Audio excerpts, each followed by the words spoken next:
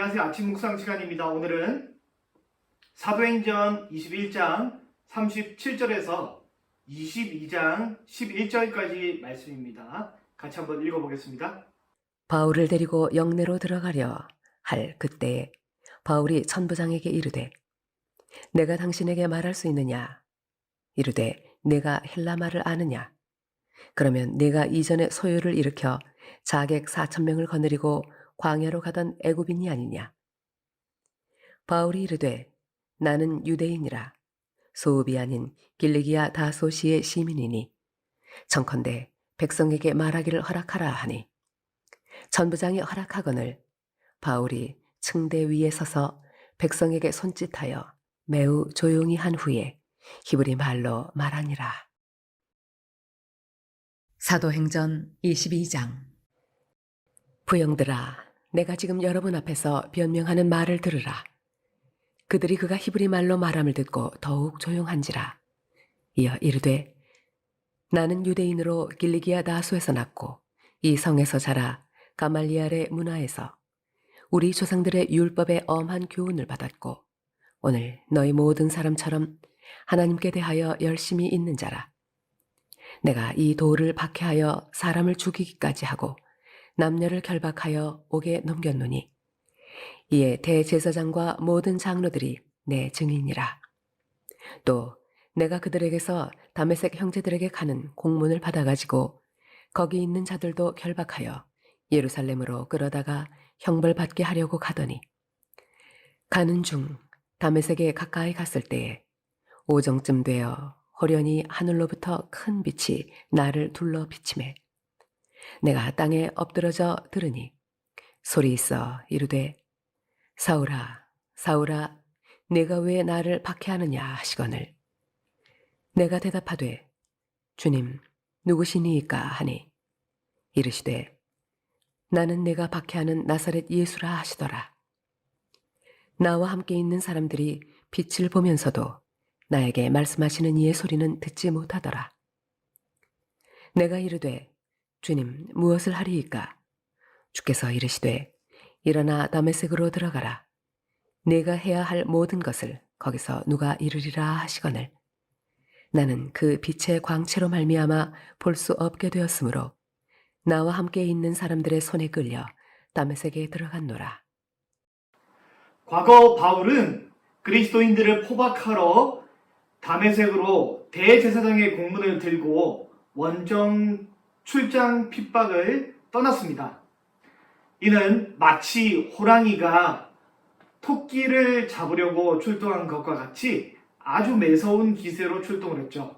그런데 오늘 본문에는 상황이 바뀌었습니다. 호랑이 무리가 잔뜩 모여있는 유대인의 굴에 바울은 홀로 토끼 한 마리가 떨어진 것처럼 그렇게 들어가 있는 모양입니다. 제가 신대원 졸업학기 그때에 이스라엘 성지 답사를 갔는데 안식일을 준비하러 예루살렘 성전에 이제 그 성전이 다 회파되어 있으니까 조금 남아있는 벽을 이 통곡의 벽이라고 하는데 거기서 기도하는 이 유대인 무리들을 보았습니다. 정말이지 광신도이며 너무 아주 무서워 보였습니다. 바울이 거기서 성전을 오염시켰다고 오인받아 율법과 할례를 배반하였다고 거짓 고소를 당했기 때문에 이 굶주린 이 사나운 호랑이들 사이에 있는 한 마리의 토끼와 같이 순식간에 그 생명을 잃게 되는 것은 아주 자명한 사실로 보입니다. 그런데 그런 와중에 바울이 천부장의 도움을 얻어 잠시 스스로를 변호할 기회를 얻게 됩니다. 그 변호의 내용이 오늘 본문입니다. 그 내용은 이렇습니다. 나도 너네랑 똑같은 율법쟁이였다. 그런데 다메섹으로 가던 길에 그리스도를 만났다. 그리고 변화되었다. 너희들도 나처럼 그리스도를 만나보거라. 이런 내용입니다. 사도행전에 바울이 다메섹에서 회심한 장면은 총 3번이 등장하게 됩니다.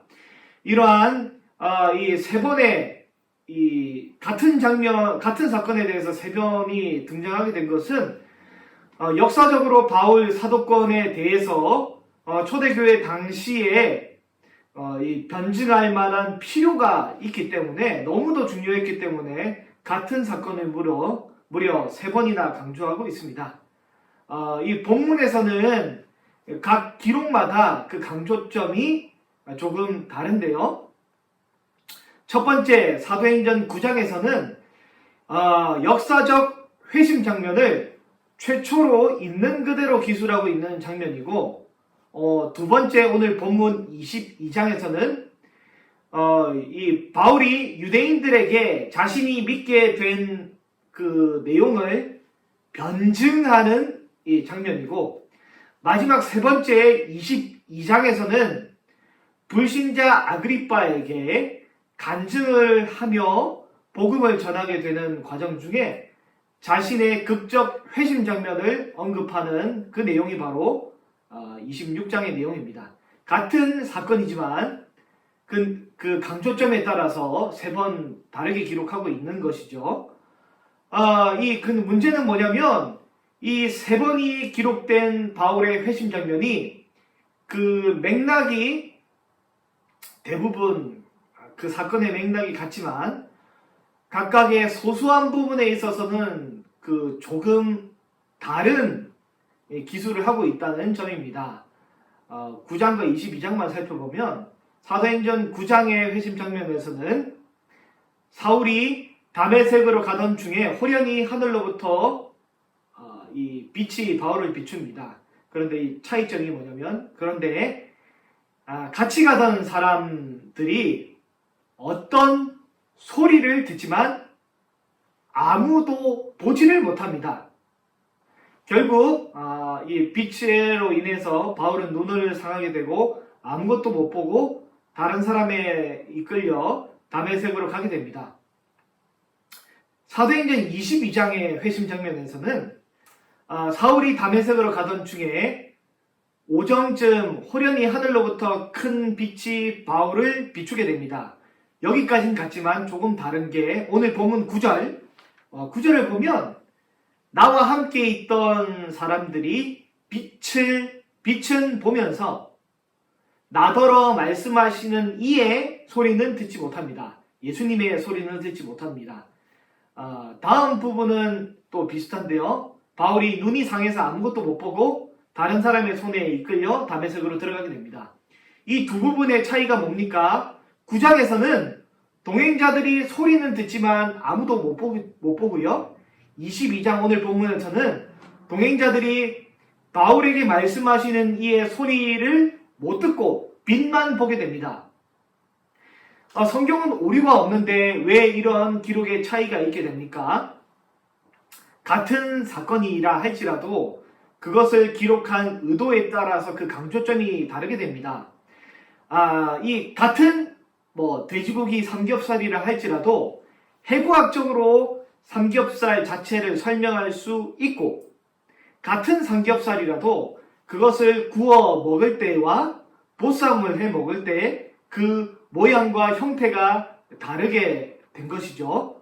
9장은 원래 있었던, 사도행전 9장은 원래 있었던 사실을 마치 해부학적으로 그 자체를 설명을 하듯 역사적으로 있는 그대로를 기술을 했다면, 오늘 본문 22장은 자신을 핍박하는 유대인들에게 변증 혹은 변호를 위해서 오늘 본문을 기술한 것이기 때문에 그 강조점이나 전달 포인트가 조금 다른 것입니다. 정리해 보자면 바울과 그 일행이 다메섹에 가까이 도달했을 때에 호련히 햇빛보다 더 강한 빛이 천둥과 같은 소리와 함께 이 일행에게 또 나타나고 들리게 됩니다.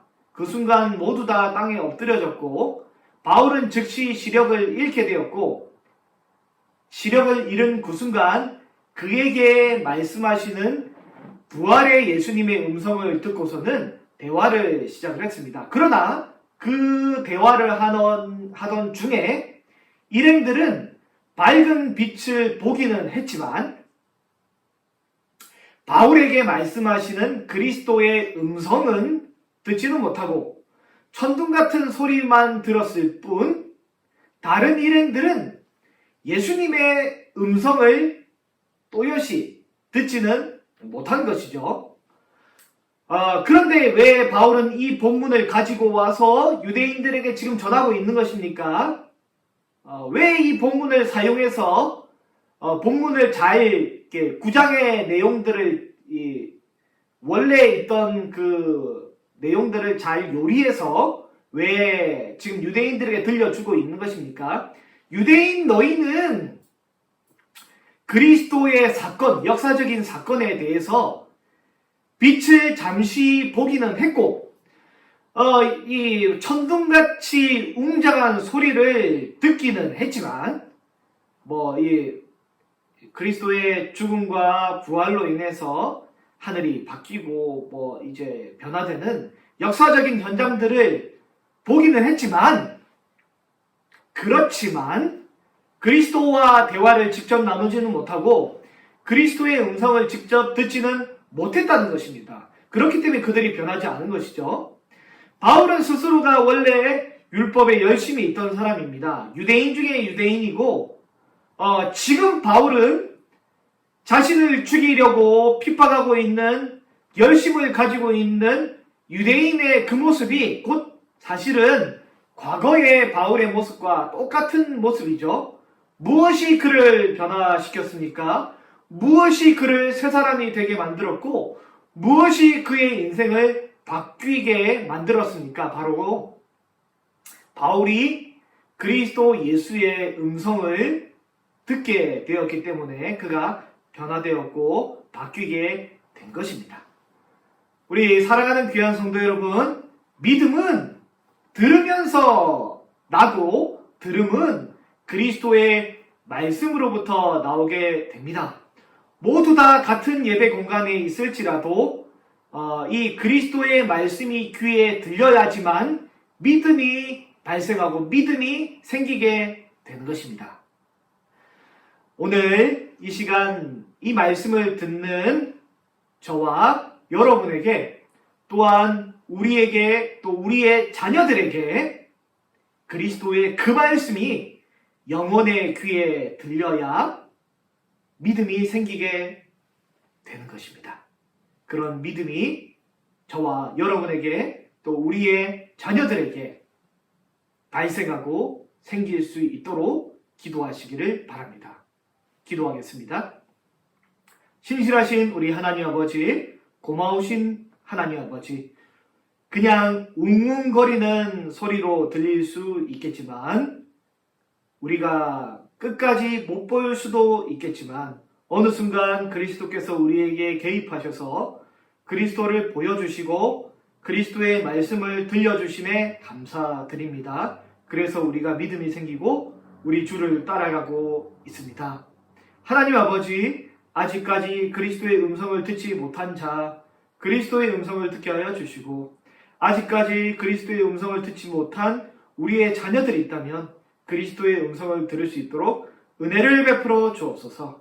우리 구주 예수 그리스도의 이름으로 기도합니다. 아멘.